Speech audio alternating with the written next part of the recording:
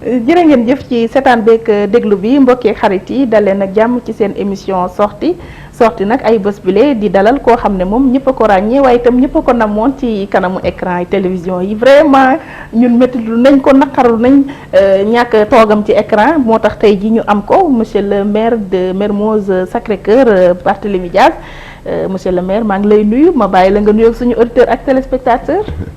Ndeye Fatou maa ngi lay fay. di les remercier tamit ci invitation bi di nuyu tous les téléspectateurs de la télévision Walfadjri ñu ngi am kontante nag dellu si waat fekk ñëpp ci jàmm ñëw tamit ci jàmm. amin amin ak yow tam mu fay la ko ndax xam naa ne yéene rek nga am ak xol sax ak sa yéene bu ëpp ci Sénégal amaana moo lay yóbbee yenn jafe-jafe ak tolof bi ñuy sant yàlla bi ñu toogee ak yow ndax bëggoon nañ ko keroog 30 mars mooy bi ñu joxee verdict procès Khalifa Sall am nag ñu taxawoon ne du fi am waaye yàgg bawul dara yàlla lu mu dogal kenn mënu si dara tey toog nañ ñu ciy sant suñu borom bu baax dikkaat ak yow ci bés boobu parce que fa la mbir yi commencé ba ñu gëjee toog ak léegi mu di keroog bi ñu la jàppee di 30 mars waaye itam nekkoon vendredi saint ci yéen ñi nga xam ne yéen a pare woon seen weeri koor anam yi ñu la jàppee ndax mën nga see ñëwaat monsieur le maire. waaw jàpp bi dafa xawoon jéggi dayoo parce que. nga nekk homme politique ñu soxla la kenn woowu la kenn téléphoné wu la kenn convoqué wu la.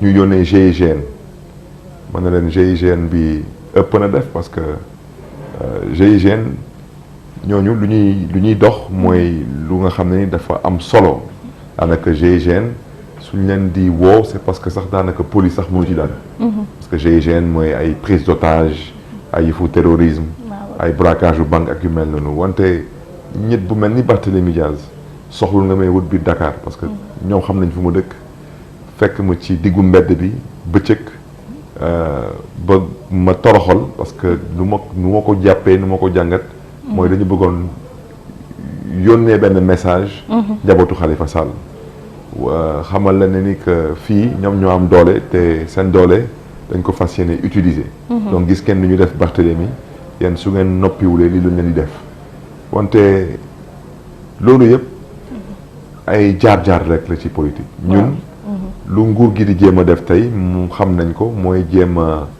xokkatal suñu njaboot jéem a def en sorte que ci njaboot bi mu am ñu am xel ñaar day am du am day nekk du nekk ñiy dem seen yoon ñee beru ñee saalit loolu ñun moom la ñuy xeex parce que ñoom lu ñuy jéem a def tey nii ba léegi nii defaguñu lu ñu bëgg def mooy def en sorte que Khalifa Sall bañ a nekk candidat te su ci yàlla àndee ñun ci nuñ ko jàngat ak lu ñu xam ñun mooy Khalifa Sall dina nekk candidat parce que gisuñu ban yoon ñoom la ñuy jaar ba Khalifa bañ a doon candidat da nga gis ne daal li fi am yëpp mbiru Khalifa Sall moo ko waral et que mu bañ a nekk candidat donc moo ko tax a jóg. non man xam ngeen du lépp la ñuy wax dama ne bés boobu bu ñuy àttee Khalifa Sall su ma toogoon suma kër toogoon suma biir néeg dinañ ma ñëw jël si suma biir kër. ah déet loolu mu parce que jour boobu ñoom xam nga Khalifa Sall. yàlla moo def buñ koy jàpp ba tey man yàlla teg ma mission commandée mooy daanaka noonu la ma yàlla bindee man damay organiser ay nit man damay fital ay nit man damay dooleel ay nit man noonu la ma yàlla bindee noonu laa mel ñu ne daal kii daal suñ ko nootee doole bu gars yi am dina xaw a wàññeeku te noonu la gars yi defee que maintenant nag yàlla moo xam est-ce que ci juróom benn weer yu nga xam ne ni toog naa ci kaso bi dara xewul est-ce que affaire yi am est-ce que affaire yokku na wala affaire yi bàyyi kay bu wàññeekul yokk gisuñ ko waaw kon ba nga duggee ba léegi moom dara xewul moom wax rek a fi ne waaw mais parce que ñoom loolu lu ñu bëggoon mooy xam nga suñu demee ba jàpp Khalifa man ni ñu jàpp ma te man ak Khalifa bon d'abord ñoo bokk parti du ma ne ñoo bokkoon parce que ñun ba tey ñu ngi biir parti socialiste te bu ñuy nekk biir parti socialiste surtout côté ndaw yi man dama ci amoon responsabilité man maa ilifoon ndaw yi donc effectivement su wàññeeku tuuti ça veut dire que peut-être am na lu nga xam ne ni ñoom dañ ko ci doon wut te am nañ ko wante noonu la ko yàlla bindee woon ñu nangu ko noonu. mais yow nga le jour boobu boo toogoon sa ne ñu fekk la fa waaye tam wax nga. ah wax nga tamit. man waxuma lu jour nga xam boobu wax nga ne de te magistrat yi dañ cee gis seen bopp ba nga waxee. lan laa wax bañ la téye sax au niveau de l' état dañ ne woon du instruction bi ci état la jógee mais magistrat yi ci boppam ñoom ñoo sàkku pour ñu teg la loxo. loolu amul. Ndeye Fatou loolu amul xam nga magistrat yi. waaw. suñ ma mere woon. kon boobaa dinañ ma daan outrage à magistrat. parce que magistrat daan la ci outrage à magistrat moo tax depuis bu ma génn ci kaso yi ba tey. may wax di biiral wax ci parce que sénégalais bu ñu bàyyi kenn nax leen. man dañ ma topp ci ñetti accusation mooy yem. benn bi mooy outrage à magistrat mooy dama saaga magistrat. ñu ne boobu amul dañ koy bàyyi. parce que pour nga saaga magistrat foog nga tudd ko ci turam ak santam. nga ne diw sant diw loolu mooy nga wax personnel intitut. wala nga tudd nit ci escalité personne escalité. mooy nga ne procureur de la république nga ne doyen des juges nga ne président tribunal grande instance nga ne président cour d'appel. parce que ñoom ñëpp kenn rek la mooy occuper poste bi donc yow tuddoo nit ci qualité am tuddoo nit ci turam ñu ne effectivement bii de du mën a am nañ bàyyi boobu. waaw ñu ne dañ koy topp tamit ci dafa woote ndaje bu mag pour xale wàcc ci mbedd bi wane seen mer ñu xam ne ni ko boobu tamit yewul maanaa parce que daan nañ Khalifa Sall depuis midi wala 1h ñetti fan tegu ci kenn tojul kenn taadul. kon boobu tamit ñu bàyyi ko. ñu ne bon maintenant xale bi foog ñu téye ko ci kaso bi daal. ah mais pour ñu téye ko ci kaso bi. bii moo gën a jekk. mooy ci tubaab discrédit jeté sur une décision de justice. mooy daanaka man dama. dangaa dingat. waaw dama dogalu yoon. waaw exactement. dama ngañ. dogalu yoon. man la leen boobu rek ngeen am ñu ne ma boobu rek la ñu am su ma avocat yi ne leen. article 192. bu code pénal nee na su ngeen bëggee topp Barthélémy Dias ci loolu. ku ngeen xam ne ni jox na Barthélémy Dias micro pour Barthélémy Dias mën a wax moom tamit foog ñu topp ko parce que moom mooy auteur principal. moom moo tax Barthélémy Dias mën a yëkkati kàddu yi. moo ko tànn la micro maanaam moo ko wax loo. mais ñooñu maa ngi leen di jéggalu parce que ñoom buñ may jàpp. ñooñu dañu àndoon ak jaay doole bu jéggi dayo ba daal di leen di ñoom tamit téye yóbbu ma ak ñoom tamit gendarmerie. waaw mais ñoom bu ñu demee ba egg gendarmerie ñu ne bii dafa ëpp ñoom ñu bàyyi journaliste yi dem mais yow naka nga mënee wax journaliste yow dama lay téye parce que da nga doon liggéey sa liggéey journaliste su nekkulee téye micro. téye caméra. ak laaj di wut information di laaj lan mooy liggéey journaliste. kon sa émission Dakar Actu lañ la téye man ma foogoon ne la nga njëkk a wax sa réaction après verdict procès bi à travers les radios parce que waa rajo Futurs Médias Walfadjri jëloon nañ la en direct par téléphone nga ciy wax. daanaka kon boobaa man bu ma demee. ci enquête bi. gendarmerie. waaw ñoom vidéo Dakar Actu la ñu gis. moom lañ la tegal. xam nga suñu waxoon dañ may téye parce que damaa yëkkati ay kaddu tribunal. nañu xool ñoom ci ban rajo lañ ko dégg su nekkee Walfadjri nañu téye journaliste bi. ëpp naa def non mais parce que loolu la yoon wax. wante moo tax ma ne la ñoom doxaluñu yoon. du parce que dafa am lu ma waxuma dara dañ maa soxla woon te lu ngeen xam ne ni mën na firndal lu may wax nii. waaw cour de justice bu CEDEAO ñoom. décision ndigal en fait ndogal bu ñu génnee ci mbiru Khalifa Sall bi. mooy seen décision bi seen arrêt bi waaw. mais seen arrêt boobu moom tamit dafa discréditer justice sénégalaise ci dossier Khalifa Sall. loolu kay leer na. kon waaw ñoom maintenant ñoom nañu dem topp juge CEDEAO yi. dañ ko parce que ñoom tamit dañu discréditer décision de justice bu Sénégal. moo tax ma ne la Ndeye Fatou. luñ ma téye dañ ma téye di ma jaay doole.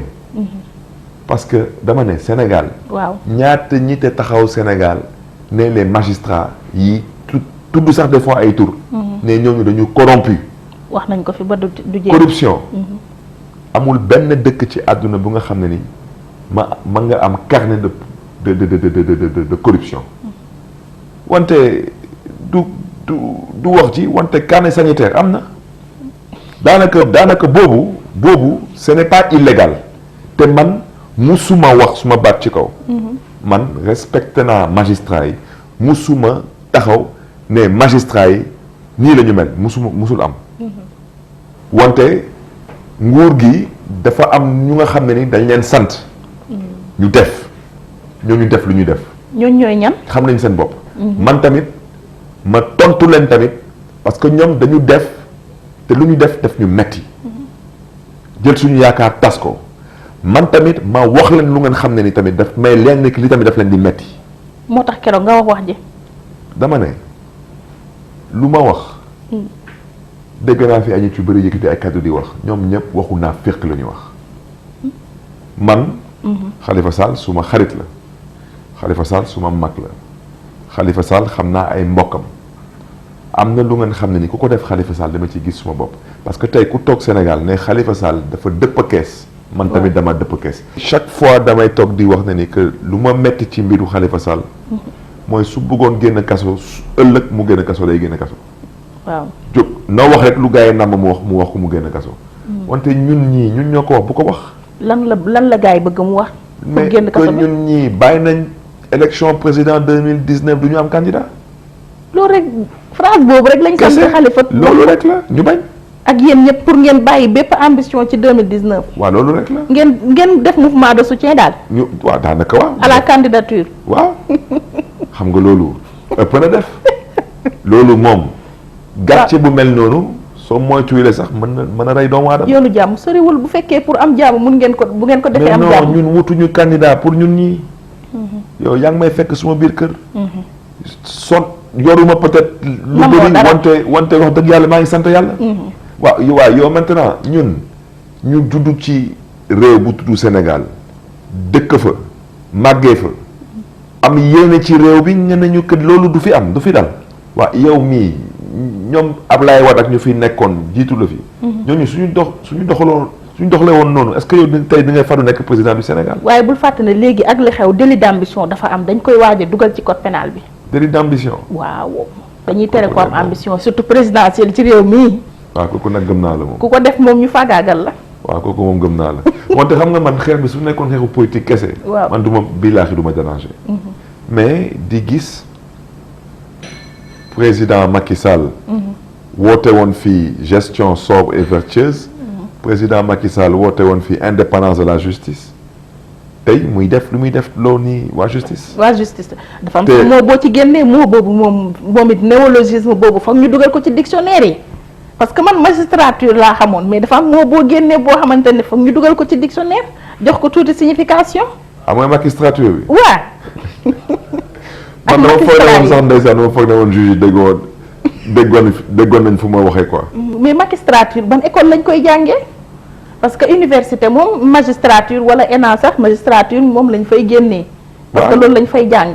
non xam nga. léegi nag magistrat yi fan lañ leen war a former. waaw magistrat yi fu ñu leen di former. waaw. ah ñooñu soxlawuñu formation. ñooñu dañuy demee ndigal la ñuy demee. ñoom ndigal lañ defal nga def. bàyyi wante magistrat xamul ndigal. parce que xam nga magistrat. moo tax des fois sax damay faral di lire lu bëri communiqué union des magistrats du Sénégal. ma ne ñii suñu amoon ñu leen di xelal ñoom narutuñu taxaw ñoom par respect aux Sénégalais waa union des magistrats du Sénégal ñoom narutuñu jàkkaarloo ak askanu Sénégal di wax ci seen problème ba di tudd indépendance de la justice. ñoom ñoo ko gën a soxla sax bés bu non laaj parce ko que xam nga tey su amee tey Sénégalais bu jóg. mu décider que moom day plainte bureau UMS moo xam fan leen di yóbbu. su génnee constitution du Sénégal su ma juumalee mën na am ndam seen kaw parce que yow constitution du Sénégal moo wax na ni yow justice yow pouvoir indépendant nga. yow ngay taxaw di réclamer sa indépendance. y a problème nañu xoolaat. waxin bi parce que je pense que y a un problème. y a un problème waaw loolu dinañ ci ñëwaat. waaw parce mais que pour jeexal ci sa dossier bi kon délit daal biñ la toppee mooy dangaa dingat décision de justice jeex na. loolu lañ la téye 6 mois ba xëy bàyyi la nga génn ñun ñu am tiitaange lool ay bés bi ñu génn avant nga le 30 jot ñu ne dañ laa woowaat procès appel le 26 4 jours avant ce kii tey ba nga defee appel xam naa ne mooy aussitôt ba ñu defee sa jugement ñun ñu tiitoon ci loolu tey jii ñu ne loolu c'est au mois de novembre waaye dafa mel ni nag monsieur le maire Barthélémy dañ la ne génnal waaye nag am na yet woo xam ne foo dox ci biir Ndakaaru ak Sénégal mu ngi lay wër te novembre la lay leer nan nga ciy mujjee. dossier bi bu tax ñu daan ma juróom benn weeru kaso.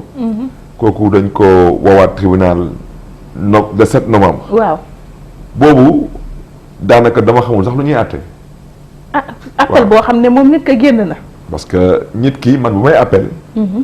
maa ngi appel daanaka dañ ma daan ma appel ci ñaari. même jour bi laa appel wala le lendemain laa appel. ma amoon yaakaar dinañ ma woo ci weer bu ci tegu. waaw pour mën a juger waat dossier bi. parce que man dama jàppoon ne ni que juróom benn weeru kaso noonu bu ko tëdd. xam naa dossier Khalifa Sall bi ñu waxaat ne Barthélémy Dias moom appel na depuis xaw ma ñaari temps kenn woowu fi Barthélémy Dias. parce que Khalifa décision am le 30 la woon. ñu jàpp ma le 30 ñu àtte ma le 3 donc man suma appel moo njëkk a dugg. appel lu Khalifa Sall bi. te moom la njëkk a jugé en appel. parce que moom mooy candidat élection président. moom laa doon wax ni rek moo tax sànq ma ne la xam nga magistrature bi. man maa ko wax. xale yi ñoo ne dëkk bi dafa Macky. xale yi suñu demee ba ne dëkk bi dafa Macky. loo yokk ci Macky rek. Macky boobu. day am fonction. day am fonction. man ma yokk ci astrure. magistrature. xam nga fa waxee. daanaka ñooñu. waaw ñoom xooluñu Sénégal. xooluñu askanu Sénégal. dunduñu mettitu Sénégal ñoom lu leen ñor. mooy bëgg-bëggu président Macky Sall. waaw en tout cas de ci biir corps justice sax am na ñu koy wax ndax procureur Alioune Ndao génnoon na fi wax ne moom conditions yi ñu ko wàccee ci CREI yi ba mu nekkoon en plein procès la yooyu donc daal ñoom am nañu footu biir nekk. du ñàkk ne daañu ko defal seen bopp mais moom wax na bureau UMS wax na.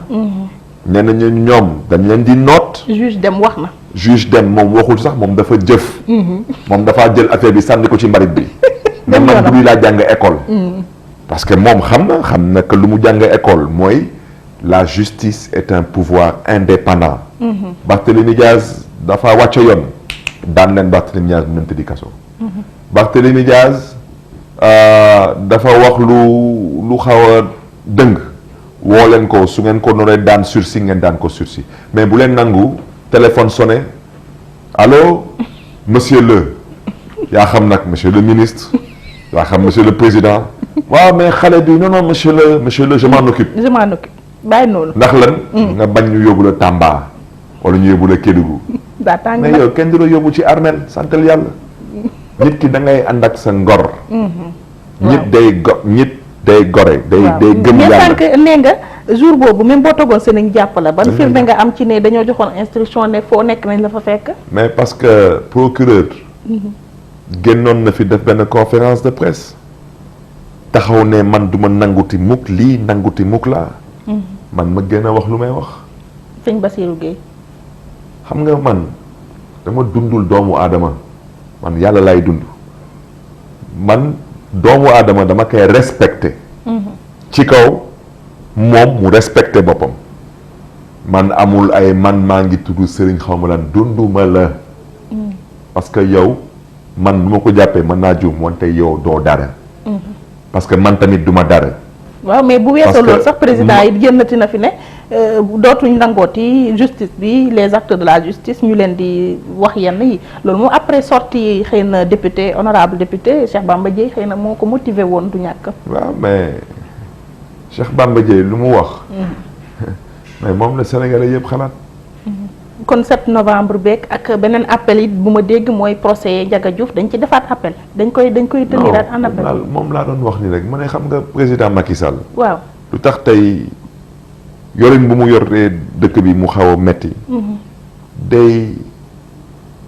day jaawale te baaxul kilifa du jaawale. nan lay jaawale. dëj ak ngénte gis nga xale bi bu ñuy woowee Ndiaga Diouf. man mosuma ko teg bët. wante am na ay wójur. am na ay mbokk. nañu respecté au moins ay mbokkam comme moom nekkatu fi parce que xew-xew bi mi ngi am juróom-ñaari at ci ginnaaw. ba tey bëgguñu ko àtte. ñoom xam nañu tax bëgguñu ko àtte. nit ki da ngay àtte lu nga mën a àtte. ah jéem nañ ko àtte kay. non déet ma ñëw non lan. lañ ci defoon procès bi ñu la defoon 2012 laa génn. waaw kan lañ ma njëkk a woo tribunal mooy bu ma jógee ne damay jàppale Khalifa Sall élection locale. élection maire. déet bañ la ca jàppee 2012 da foofu lañ la investir ba def la député. nga génn mais dama ne Macky Sall bii mu ngi may dégg. ñëw na ba suma kër. toog ak suma pap ne ko lépp luy mbiru avocat ci Barthélemy man nangu naa ko fay parce que dañ ko tooñ. tey nag may damay ànd ak Khalifa Sall nga ne ma danga may jéem a noot da ngay nax sa bopp. munoo ko soo ko mënee tamit def ko tamit man tamit dunduma ko parce que doo yàlla doo rakku yàlla yàlla amul rakk. fii yàlla rek a fi am. man tey nangu naa yow yaay président tey nangu naa yow yaa am doole. nga may jël di ma jaay doole di ma tëj kaso. wante ëllëg su ma yow soo ayee man ma toog na nga ànd ak ngor bu toll ni suma bos ci jamono yi nga xam ne yow yaa ayee woon. déet bul fay non en kay déet non Jésus Christ nee na la bu la noon bi ndajee nga jox ko beneen jour. waaw bu la ndajee benn jour bi. moom c'est Jésus Christ man c'est Barthélemy. xool leen suma mag ji di Mbaye Touré kooku mooy lu ñuy woowee dégâts collatéraux moom ak Yaya Bodian ak ñeneen ñu nga xam ne dañ leen jàppoon ci ville de Dakar. Mbaye Touré mi ngi ci kaso bi ak Khalifa Sall depuis presque maintenant ñaari at 18 mois Serigne Mountakha Mbacké bii. te man na duma ko tudd di xalif général des Mourides dem na ba Rëbës seeti doomam. Mbaye Touré ay mbokkam du ñu wax wante ñun am na luñ ci xam amul lu ngeen xam ne ni Serigne Mountakha Mbacké di xalif général des Mourides doxu ko fii pour que Mbaye Touré bii ñu mën ko may jàmm parce que moom dafa leer nañ que lii dañ ko jaay doole. waaw mais monsieur le maire nag Barthélemy ay namoon nañ la nag. fii la ëppee. dañ laa namoon. ndax wax dëgg yàlla dañoo namm ñu mel ni yow maanaam dëggu ci li ñuy def dëgër ci lool waaye nag bi ma la gisee bi nga génnee damaa am lu ma métti ndax dama laa yéene jàmm lool mu nga maigrir. bu may dugg ci kaso bi. dama pata maa ngi egg Rëbës maa ngi toll ci 107 kilos. parce que soo eggee dañuy jël sa ay empreinte. jël sa ay photo ak jël tamit sa ay poids ak yooyu. ñu daal di def lépp may 107 kilos ku fa nekk yor daanaka infirmerie bi. mu ne ma sa poids ak sa taille àndul. ma ne ko loolu moom soxloon nga ma koy wax parce que man mii xam naa ne damaa diis. moo tax maa ngi gërëm di sant suma chef de chambre Modou Seck. kooku jàppale na ma bu baax a baax ci entraînement yi parce que da ngay entraîner ci suba si. ñaari waxtu. nga entraîner ci guddi si ñaari waxtu. te saay boo entraîner di nga toogaat yeneen ñaari waxtu ngay toog di ñàkk rek. toog naa juróom benn weer ci kaso bi lekk ma mburu parce que du ma ndékki mais xam nga toog naa fii ñu ne Barth ngi ci kaso bi di laaj yaayam na ko yónnee lem boobu moo nekkoon suma ndékki man su may yeewu. waaw du ma lekk du ma naan damay jël benn kuddu lem dem footing sport 10 heures ba midi. dugaat ci néeg bi midi ba ñaari waxtu ci ngoon toog di ñàkk rek añ bi su ñëwee ma bokk ak suma gaañ yi. guddi su jotee salaat lay lekk ay ñax. lay lekk du ma naan ndox bu sedd du ma naan suukar.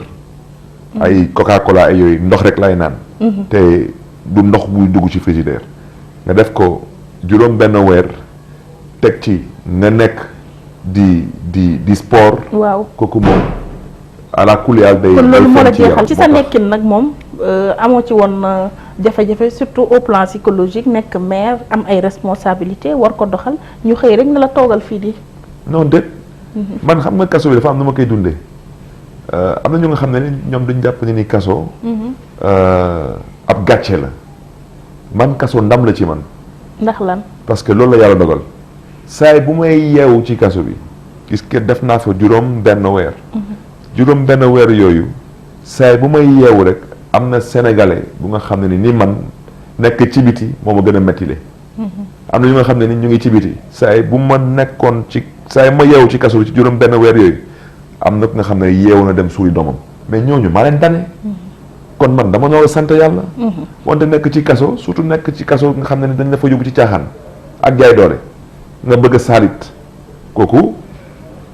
kooku ñàkk gëm yàlla la. waaye itam li la fa yóbbu wax jéeg ni nga defee woon est-ce que du woon tam une manière pour yow nga apaiser sa conscience comme Khalifa combat am yàgg nga ko mënee keroog ñu ne juróomi ati kaso lañ ko daan ak yooyu noonu nga ne xaaral ma wax lu rëy ndax ma dem toogi fee ndax su ma nekkee ci biti te ma rey sama bopp maa ma rey nit ñi aussi. non te kooku loolu mbiru àdduna la parce que même lu ñuy wut nii mooy affaire nguur gi mooy élection yi mais loolu su amee.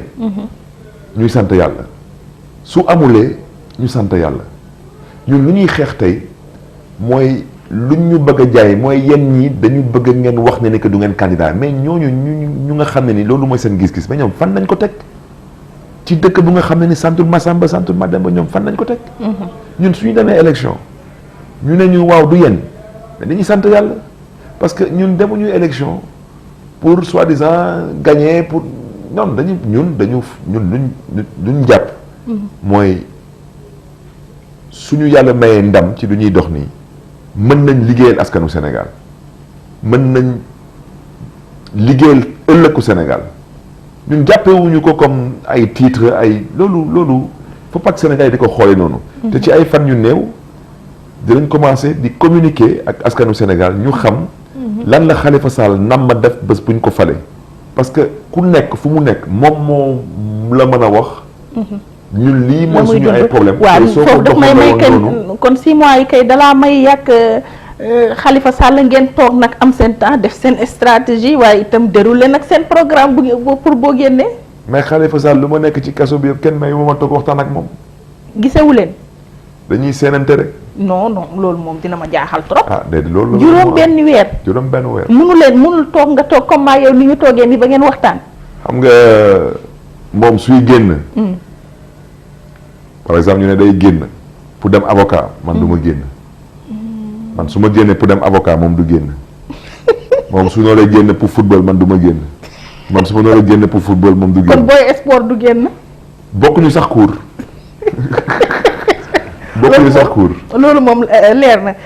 génn nga yaa ngi wax waxu programme ak projet bi ngeen nam ma def pour candidature Khalifa Ababacar Sall ndax loolu dina mën a nekk soo xoolee dossier bi procès en appel bi ni ñu dëggalaatee dogal bi waaye itam sax corsé ko ci wàllu comme maanaam xaalis ak li nga xamante ne alamaan lañ ko ñuy jooy loolu noppeeguñu ñu ne ko nag mairie Dakar sax nag révoqué nañ la fa.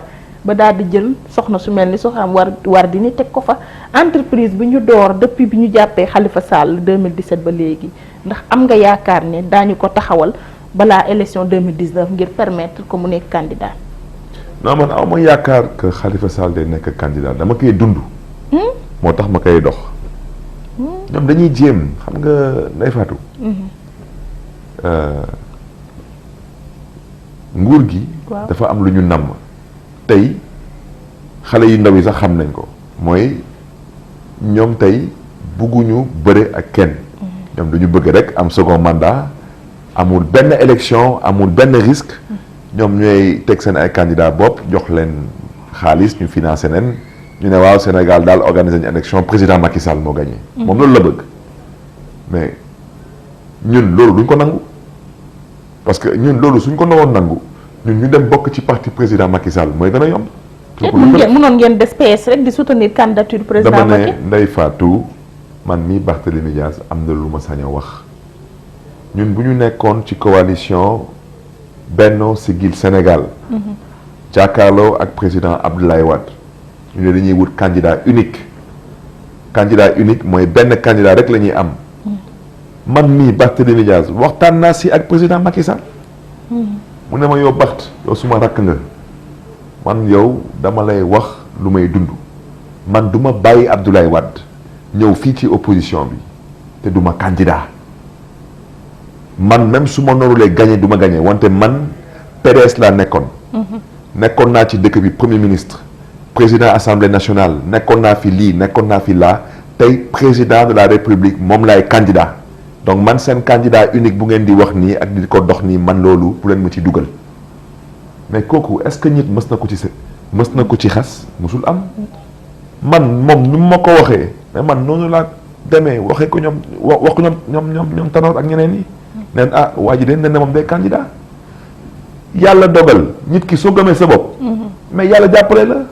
yàlla dogal mu dem ànd ak waa Macky 2012 yàlla may leen ndam. mais loolu mooy taxawaayu homme politique. homme politique da ngay jàpp ni que yow mii gis-gis bu nga am pour sa réew mais mooy gis-gis bu gën. waaw mais Khalifa tam pour dossier am boo ko xoolee concrètement dina jafe parce que déjà pour mu génn def campagne loolu beneen wax la ndax mu ngi ci kaso bi te xam naa ne duñ ko bàyyi nañ ko defee woon législative xalaatuñ ko di def contraire présidentiel mais aussi avec doon boo xamante ne dañoo confirmer waat jugement am en appel. président sukkandiku ci ba révoqué ko ci mairie Dakar. waaw mais cour de justice de la CEDEAO nee na leen lii mbiru caaxaan ngeen ci dugal moo tax ngeen def lu ngeen def.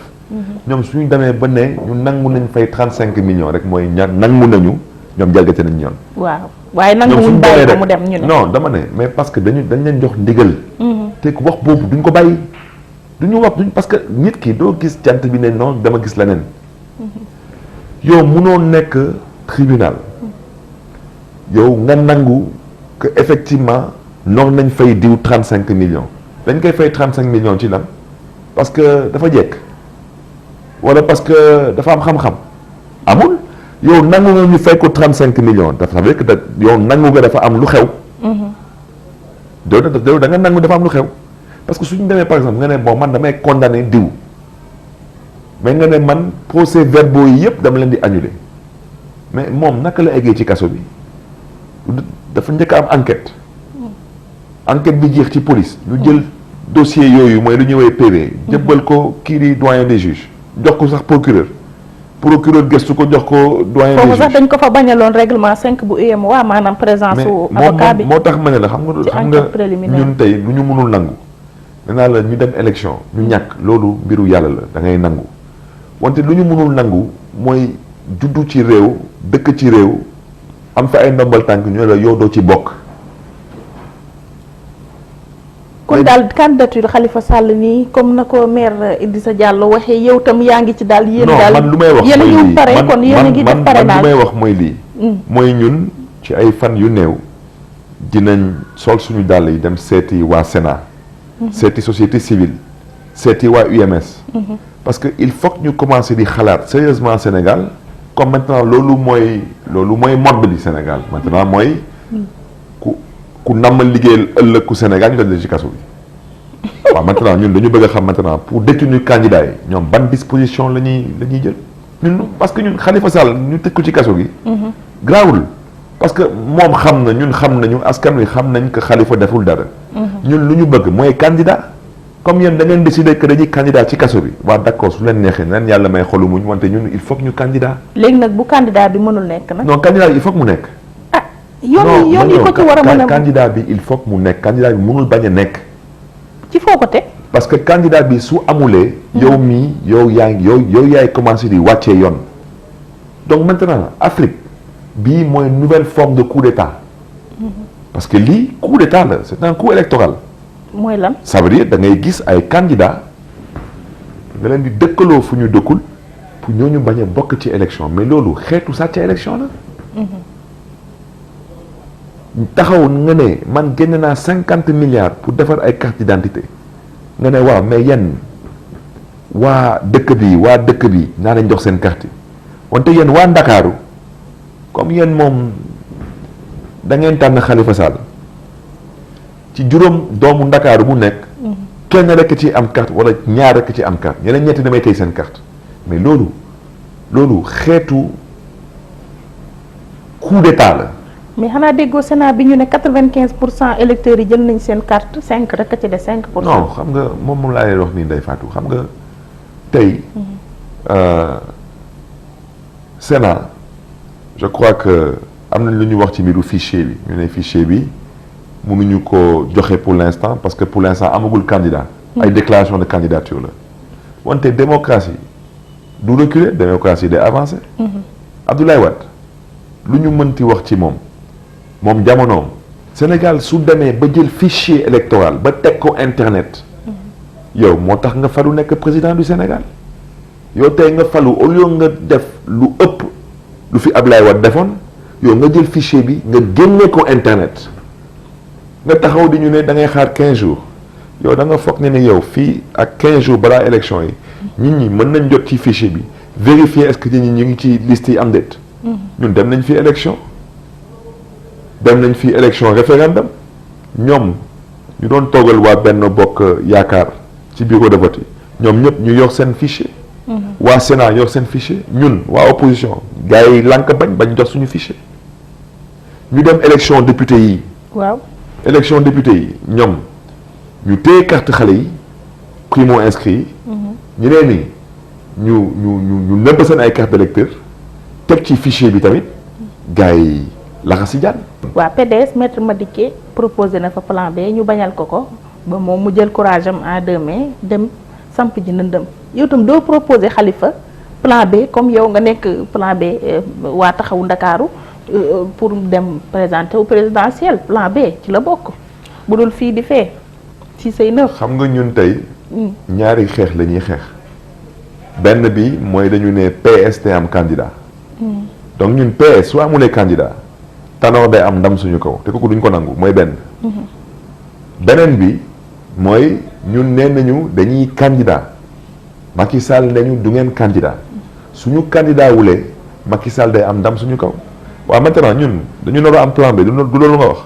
waaw maintenant laaj leen Macky Sall moom lan mooy plan B am Macky Sall du yàlla ñaanuñu ko yàlla man maa ngi koy ñaanal wér gu yaram ak fan bu gudd waaw mais xalaatal nga jóg ëllëg. pour ñu invalider candidature non xalaatal rek nga jóg suba nga jóg nii ñu ne la Macky Sall dafa faxastalu daanu fii daanaka mënul campagne waaye ñoom kan mooy seen plan B xam nga boobaa ñaanuma ko yàlla.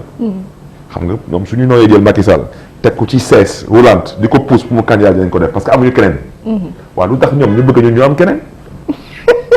loolu fu ñu ko teg. position yi duñ benn. non lu en kay position ñoom pouvoir yéen opposition. non c'est la même chose. te on est en Afrique. non xam nga lu baaxul Ndeye Fatou. mooy ay nit daje. ne ñoom lii la ñu bëgg. yow bokkoo ci ñoom nga ne loolu du fi am. dem leen ngeen wuti keneen. mais man du ma wax ci PDS. wante Abdoulaye Wade kenn du ko jàngal politique. te tey fu démocratie tollu tey Sénégal fu politique tey tollu Sénégal. suñu doon bind livre kenn sañu fi bind livre te du fi tudd Abdoulaye Wade Abdoulaye Wade su demee ba am jikko bu mu am nii présentement am taxawaay bu mu am nii il a raison parce que lii nekkatul politique nekkatul démocratie c'est du n'importe quoi. yow nga am sa parti am sa coalition ñoo ñu def seen congrès ñu ne ñoom seen candidat mooy Karim Meïssa Wade yow nga taxaw ne Karim bii du fi candidat balaa may dee ngeen taxaw di ñu bëgg a gëmloo ñun askanu Sénégal Karim Wade dëkkul Sénégal waaw Karim Wade su dëkkulee Sénégal fan la dëkk. Doha. non fan la dëkk. Doha la dëkk jamono. xam nga yow xam nga ni dëkkul Doha man xam naa ne dëkkul Doha. waaw mais maintenant fan la ñu mësee gis ci réew bu tudd république woote démocratie ay fonctionnaires. di bëgg a àtte lu magistrat na war a àtte parce que lépp lu nga xam ne ni matière électorale la. mais magistrat mooy dogal. ah Karim fa lañ tënku ba xañ ko carte électeur muy domiciliation bi. mais moom laa lay wax ni sànq rek. ma ne la xam nga ñoom suñu nangoo lu Macky Sall namm ci ñoom. ñun tamit ñu nangu ko. waaw mais yow maintenant Macky Sall su demee ba ne man daal seet naa ba seet man xale bu ndaw laa mën naa encore yor réew mi ba ay 80 ans daal nañu def élection yi maintenant une fois par 10 ans kon tamit da ngeen ñu nangu. da ngeen di nangu. foofu kay yegg guñ fa. ah ankay dinañ fa egg. parce que xam nga luy raam. ci ñàkk ba la jëm. dañu fa egg parce que dañuy lambaatu. dañuy lamb bii mu nooy. ñu ne comme bii nooy na nañu def bii. bii tamit nooy na nañu def bii. mbaa du l'appétit vient en mangeant. waaw su ñu defee bii Barth su waxee Barth nañ ko dab ci kaso bi ñu xool est-ce que dina am keneen kuy yëngatu. su ñu dugalee Barth gars yi noppi ñu ne bon nañu defaat bii il faut que mu am ñuy bañ. waaw léegi mairie de Dakar Khalifa moom nekkatu ko. waaye mel na ni ba tey moom fa ndaxte Soham Wardini bañ nañ ko ba bi ñu ko fa tabbee muy jigéen bu njëkk bu jiitee Dakar maanaam nekk ci bopp mairie bi Khalifa la njëkk a réserver visitam kon nag ba tey Khalifa est maître à Dakar amul dara lu changé mais avant ñuy voter la kii nga xam ne moo di Soham Wardini nag am na ay jafe-jafe taxawu Ndakaaru ñàkk na ñaari ponkal Moussa Sy ak Banda Diop kon nag rang yi fi mu toll nii mu ngi bëgg a yaraax bu fekkee ne day am ñuy rocceeku ndànk-ndànk. mais moom laa la doon wax ci jëlbeen ma ne la nguur gi dafa am lu ñuy jéem tey mooy liggéey ba ci dëkk bi en général wante particulièrement ci njabootu Khalifa Sall nit ñi di am nit ñi am xel ñaar xel ñaar mooy lan mooy ngay dute day am du am day nekk du nekk nit ki su demee ba egg foofu rek am nga foo ko téye ñun nag moom la ñuy xeex lu ñuy xeex tey moom lay nguur gi di dox mooy suñu amulee xel ñaar nañu saalit nañuy tiit ñun moom la ñuy xeex te président Macky Sall su ngeen gisee tey moom ak ñi mu àndal ñuy def lu ñuy def tey Khalifa Sall wax naa ko di biralaat wax ci ma ne leen ñoom xam nañ lan mooy Ndakaaru ñoom xam nañu ñun xam nañu parce que Dakar mooy élection Dakar mooy fal président Dakar mooy folli président 98 Abdoulaye Wade moo fi gagné fii Dakar gagné bu mu gagné Dakar élection député 98 moo tax mu gagné président 2000 ku ñàkkoon 98 élection député moom moo ñàkk président 2000 Abdoulaye Wade 2007 ñu taxaw ci dëkk bi ne Abdoulaye Wade gagné na premier tour ay jinne ñoo ko woteel benn jinne woteelu fi Abdoulaye Wade Dakar bi la jël soppi kanamu Dakar Dakar nekk yëpp ay chantier gars yi ne bàyyeen góor gi muy liggéey weddi gis bokk si Abdoulaye Wade di liggéeyal Dakar waa Ndakaaru jox ko lu tollu ci parce que 58% Abdoulaye Wade jàll premier tour ñu dem élection 2009 Abdoulaye Wade ñàkk Dakar mais élection 2009 bu mu ñàkkee ñàkk Dakar boobu moo tax mu dem second tour 2012 kan la àndal second tour 2012 président Macky Sall parce que président Macky Sall moo jëloon paie fii biir Ndakaaru ci élection 2012 ci premier tour président Macky Sall moom nag ñu ne salaamaaleykum ñu dem ak moom élection locale 2014 mu ñàkk Dakar. waaw mais 2009 foofu information day génn parce que Khalifa maire de Dakar parti socialiste la bokk. waaw léegi bi ñu demee 2012 Macky Sall di gagné Dakar kon Khalifa est-ce que liggéeyal na PS ci Dakar. waaw mais moom parce que Benno ak Tanor amoon na booba. mais Khalifa Sall du moom moo nekkoon candidat benn bu ci tegu tamit di ngeen ma jéggal ci kàddu yi parce que wax nga wax ci ne nga du moom moo nekkoon candidat mais ku nekkoon candidat pour parti socialiste xam nga des fois non yàlla mooy def loolu ci nit. mooy ay gaaf. da ngay gis nit ki lépp da ngay gis nit bu nga xam ne lépp lu muy def du sotti. moo dal Tanor. non waxuma moo ko dal wante dafa am ñu ay gaaf dañuy ay gaaf maanaam seen danga du sotti quoi ci ay mbiru parce que xam nga nit ki. da ngay xool tamit sa taxawaay. 2000 ñu ne wooye dañu ñàkk parce que diw moo ñu def loo lii wala diw moo ñu ñàkkaloo élection nga ñëw 2007 ñu ne waaw affaire bi. xam nga soo gisee ma lay wax loolu parce que man dama ci dox man def naa suma kentalaay kattan pour que secrétaire général parti socialiste falu nekk président du Sénégal.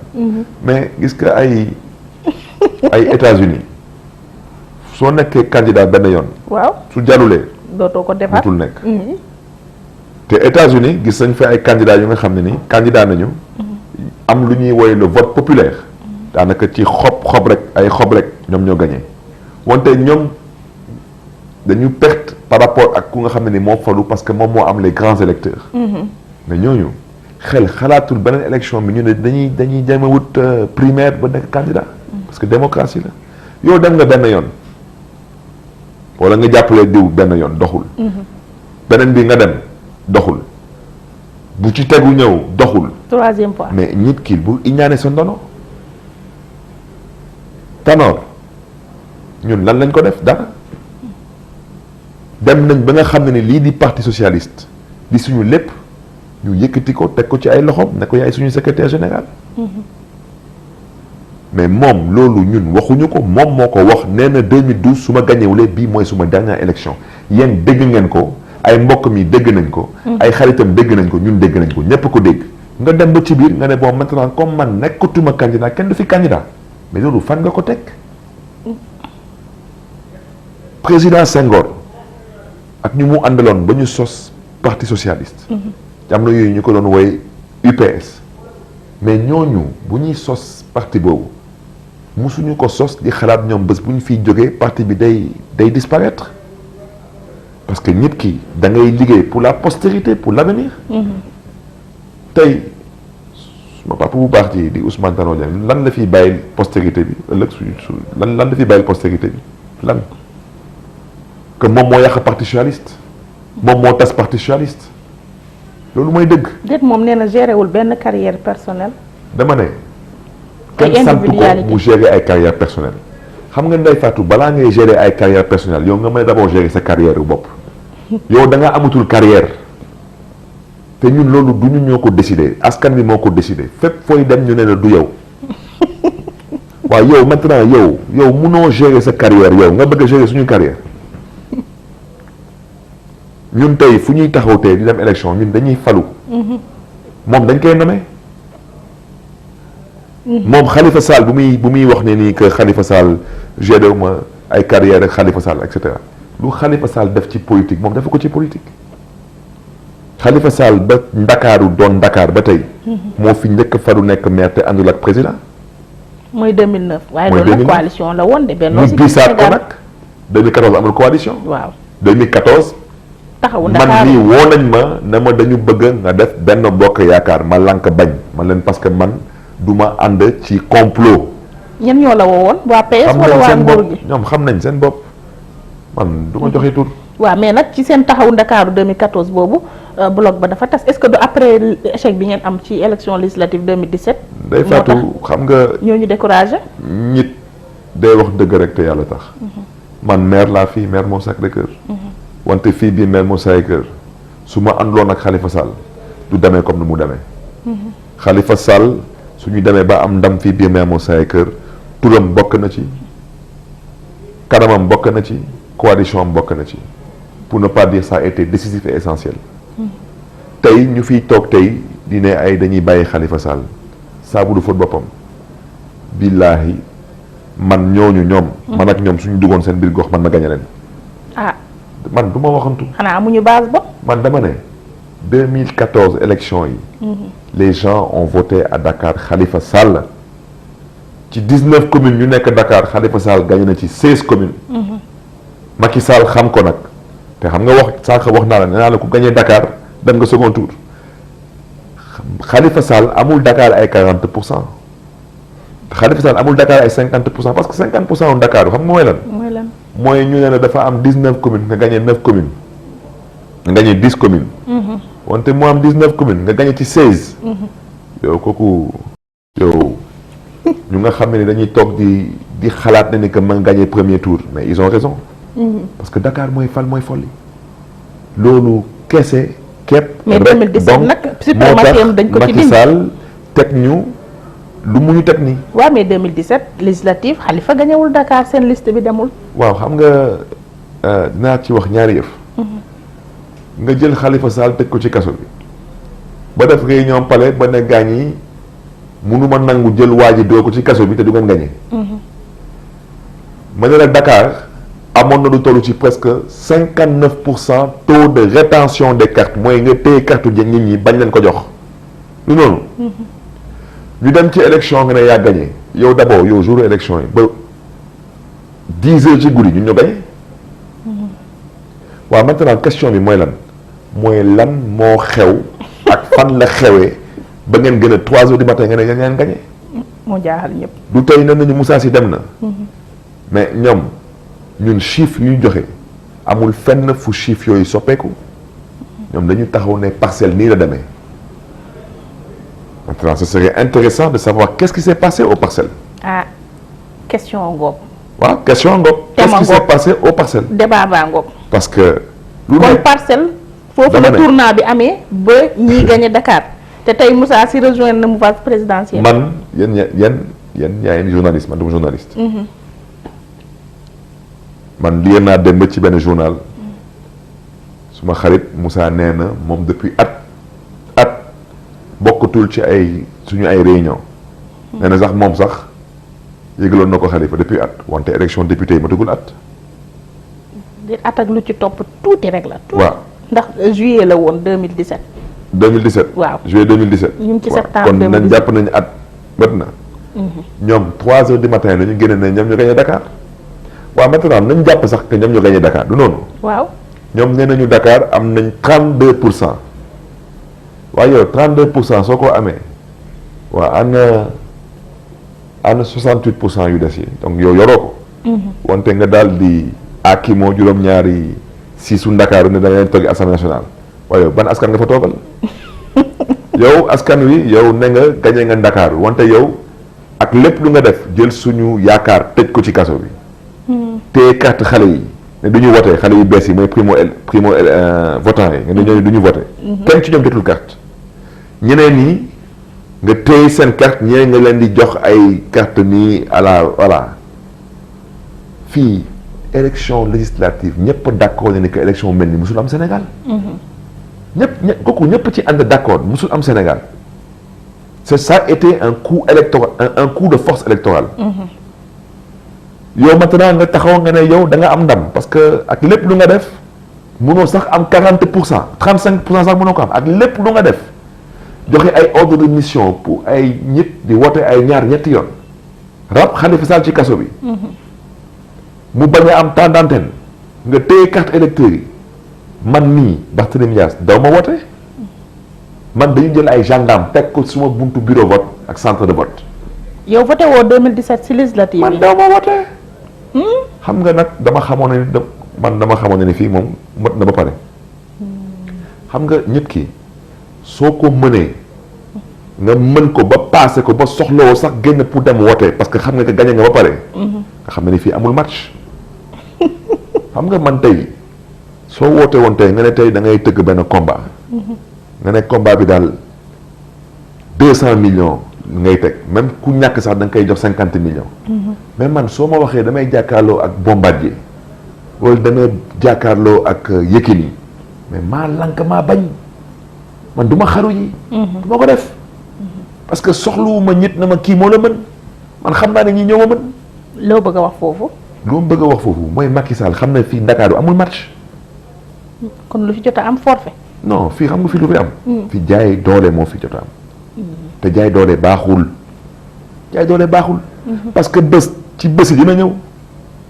te yàlla dina la wane ne que moom rek am doole. mais ñun Macky Sall def na lu mu def référendum mu jàll du noonu. mu defaat lu mel noonu lu ko yées mu defaat ko élection député 2017 du noonu. mu jàll. waaw maintenant fan lay fële maintenant 2019. loolu la ñuy xaar. tubaab ne la jamais 203. moo tax ma ne la sénégalais yi tamit dañu bàyyi xel ci lu ñuy wax lii du xeexu politiciens yi ñun lenn la ñu mën.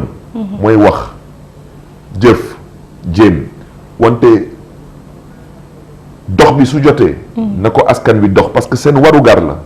ça veut dire carte yi du carte Barthélémy wala Ndeye Fatou chaque citoyen a droit à avoir une carte parce que xam nga discrimination mooy lan mooy nga ne yow diw da ngay wote.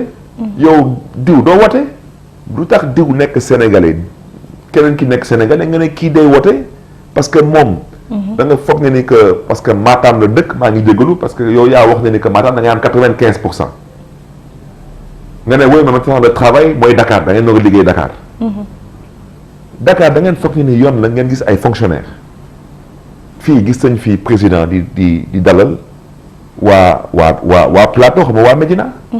président yëkkati 20 millions may leen passe nga gis fonctionnaire Ndeye Fatou fonctionnaire. directeur des impôts et domaines ne man dama ci yokk 10 millions fan la fonctionnaire mën a jëlee 10 millions di ko dugal ci passe. xanaa Sénégal. waaw man laaj la. yow nga gis ministre des finances nga gis tey directeur des xaw ma des domaines. waaw ñoom ñëpp ku ci nekk daal da ngay politique nga ne man loolu ay mbiru administration la mais y a un problème. moo tax ma ne la tey nañu na Sénégalais xoolaat seen taxawaay ay Khalifa Sall falu ñàkk falu loolu du wax ci loolu ñun waxuñu loolu ñun lu ñu wax mooy dañuy candidat parce que loolu mooy suñu droit. ñoom nañu wax waxu élection yi mooy lan mooy ñoom ay Sénégalais lañu lañ leen jox seen carte électeur.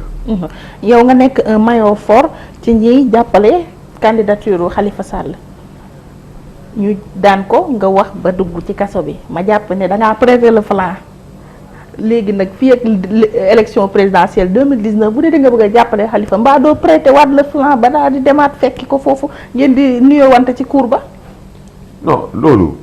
yàlla moo xam ne muy tëddee wante man yóbbu ma suñu bopp kaso te man nee naa la man lu ma jàpp mooy man defuma benn ñaawteef ba tax ñu ne yóbbu kaso xam nga yow ci début bi émission bi nee naa la Sénégal ñëpp nee nañu ko Barthélemy dañ ko dugal ci kaso bi parce que dafa saaga ay magistrat mooy lu ñuy woy ci tubaab outrage à magistrat ma ne la Ndeye Fatou man dañ ma topp ci outrage à magistrat wante kenn daanuma ci outrage à magistrat maanaam retenir uñ deli ba non daal amul parce que saaguma kenn xasuma kenn man dañ ma namoon gis ci kaso bi parce que lu ñu namoon ci wax ci mooy lan mooy kii moo yor kàddu njabootu Khalifa Sall te fu mu nekk nii moo leen di fital moo leen di dooleel nañ ko noot wante comme yàlla ñëpp la fi nekkal yàlla dogal ñoo d'accord comme nii lay demee na demee nii wante ñi lay demee man ñu fi nekkoon waaw élection président 2012 def nañ seen kañ talaay kattan pour mu bañ a bokk ci élection yi te man nekku moon candidat ñu dem ñu ne président Ablaye Wade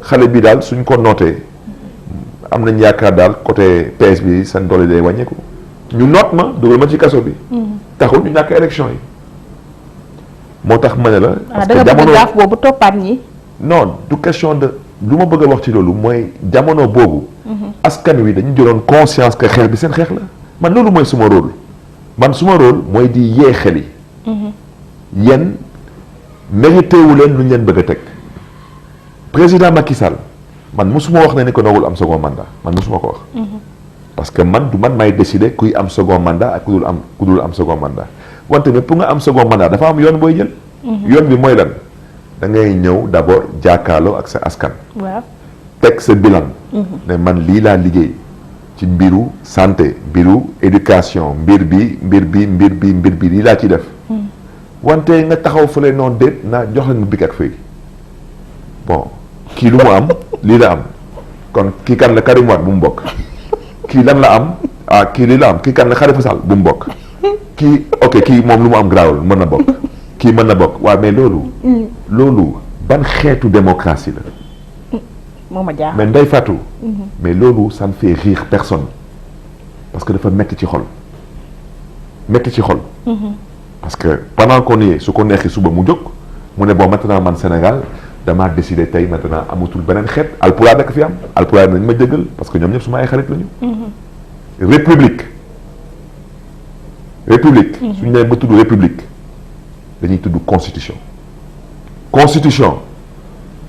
dafa am nuñ ko bindee ku nekk da ngay xool lan la constitution may ci sañ-sañ ak lan la constitution mayul ci sañ-sañ ñun constitution may nañu sañ-sañ ne dañ yëkkati suñu loxo pour jiite réew mi mais moom constitution mayu ko fenn sañ-sañ mu taxaw ne ñii amuñu droit bokk ci élection yi loolu leer na monsieur maintenant jaay doole li nag su amee ay mbokk daal lenn laa ko mën a wax mooy lan noo xoolaat taxawaay bi parce que rafetul jërëjëf kontaan naa émission man maa ba ngi lay gërëm di la wax sant nañ ci vraiment conditions yi nga xam ne moom lañ la téeg yëpp looloo doon actualité bi ndax xam naa ne am na fi yeneen question d'actualité daañu toogaat ci yeneen émission ndax bu yoon jeexul waaye waaxu sil du jeex ngir gën koo faram-fàcce Inch'Allah. bii nag la ñuy tëjee ndax mooy fait divers bi biñ lay bàyyi dañ la bàyyi 5 heures du matin ne la demal noonu xaaruñ fa say mbokk am na wala amul waaw loolu am na te dama koy ñaawlu wante du ma ci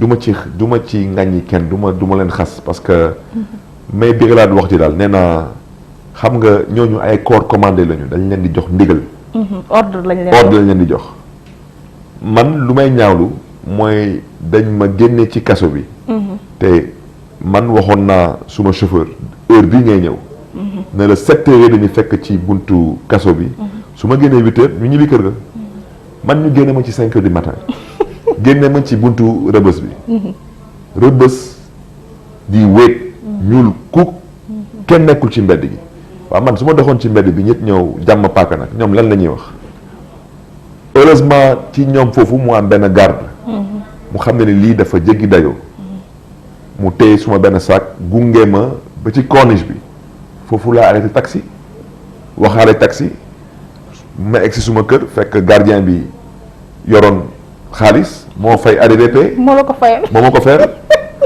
chauffeur bi jël na ma corniche indi ma ba fii xamul que man ma nekk ci oto bi bu ñuy eggee ba ci buntu kër gi mu am benn bâchu Khalifa Sall bu nekk ci buntu kër gi waaw mu gis bâchu Khalifa Sall gëstu xool ma mu xame ma waaw noonu la demee noonu la demee kon nag waa administration pénitentiaire ñu ngi leen di gërëm di leen di sant parce que ay mbokk lañu wante tamit ñu ngi leen di ñaax.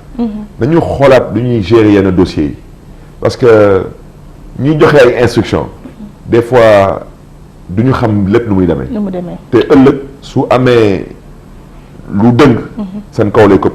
parce que man jour boobu su ma génnoon foofu ñu ñit dal suma kaw leneen lu la fa daloon moom. kooku leneen la ñuy wax. te je crois que seq nañ jàmm ci juróom benn weer yooyu. maa ngi leen di gërëm ñoom ñëpp leen di sant ñoom ñëpp di nuyu tamit suma mbokk yi nga xam ne ni man ak ñoom ñoo bokkoon kaso bi. surtout waa nekk chambre 42 ak waa 43 waa APLA yëpp maa ngi nuyu ñëpp di ziar ñëpp. jërëjëf monsieur le maire Barthélémy Dias ñu lay jaajëfal bu baax.